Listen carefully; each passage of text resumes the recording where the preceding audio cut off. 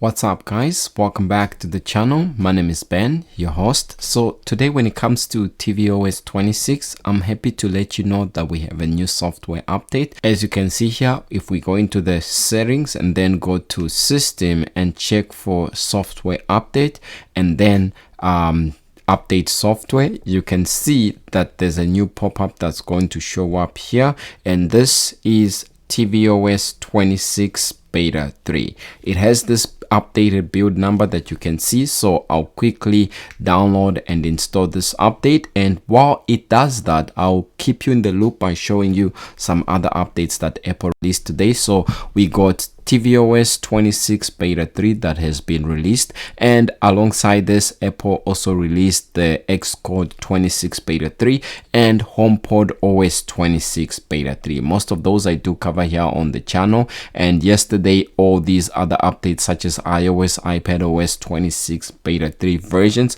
were released, and I've covered most of them, so do check those out if that's something that you are interested in. Now what I'm going to do is quickly finish updating my Apple TV, and then we're going to look at some of the changes that this update has to offer. Just like that, my Apple TV has now been updated to the latest version. So if we go into the system and then go to software update to show you the new pop-up screen, you can see your Apple TV is up to date with the build number 23J5306G. So in terms of stability, we still have a couple more betas to go, but I've had a couple of time to use this update to be able to see what's new.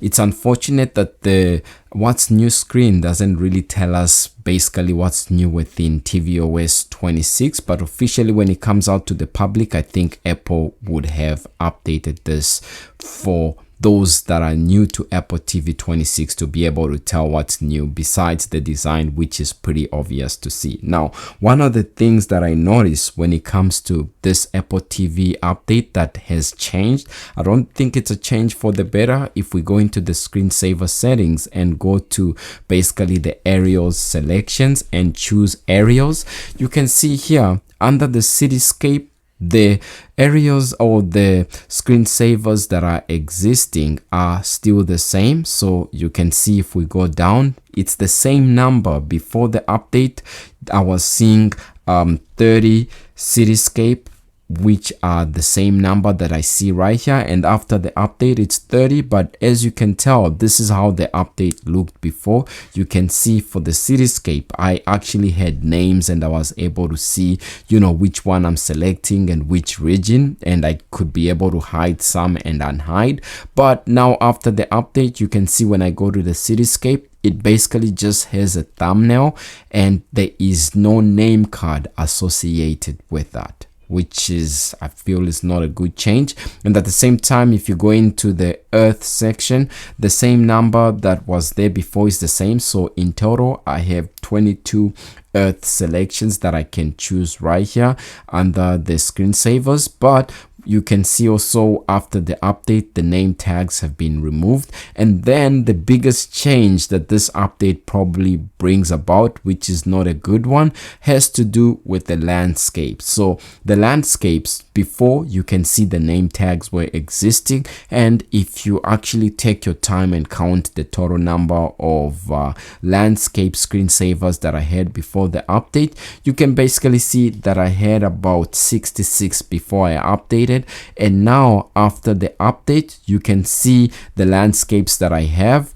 They have been reshuffled in a way. I don't know if it's sorted by alphabetical or maybe by popularity or by name, but you can see when I scroll down, basically I'm missing a lot of landscape screensavers. This one after the update now has 41, and before it had 66. So in a sense, they've removed about 25 landscape screensavers from the Apple TV, which is not good.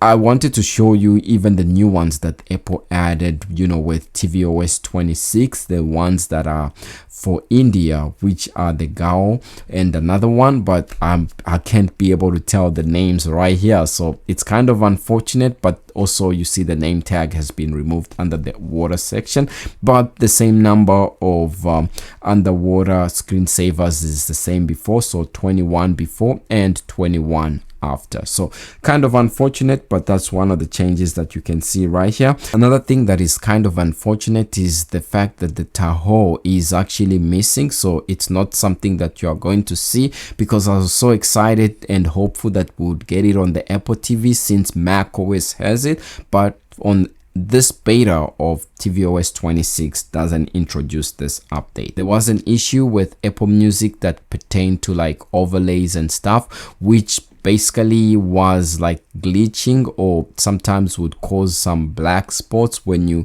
minimize the music. But I played a few songs and I was able to do that, and I didn't see any issue with that. So it seems like Apple has fixed that bug. But yeah, this is the new Apple Music that you are seeing right here. If I was to go to the home section, you can see what I see here, and there is new music mix for you, which is basically like a quick selection that Apple chooses and things that the user would like. When it comes to video playback, a number of users had complained that when it comes to basically playing video on YouTube, there was like a black screen for a couple of seconds before basically the video begins to play. And as you can see for me here, this is an ad. So after the ad, maybe we'll give it a few seconds to see if that is still the case, and to see if the frame drop issue that has been reported is still existing. Like I said, I got a few minutes to test this out before the update. I didn't see anything,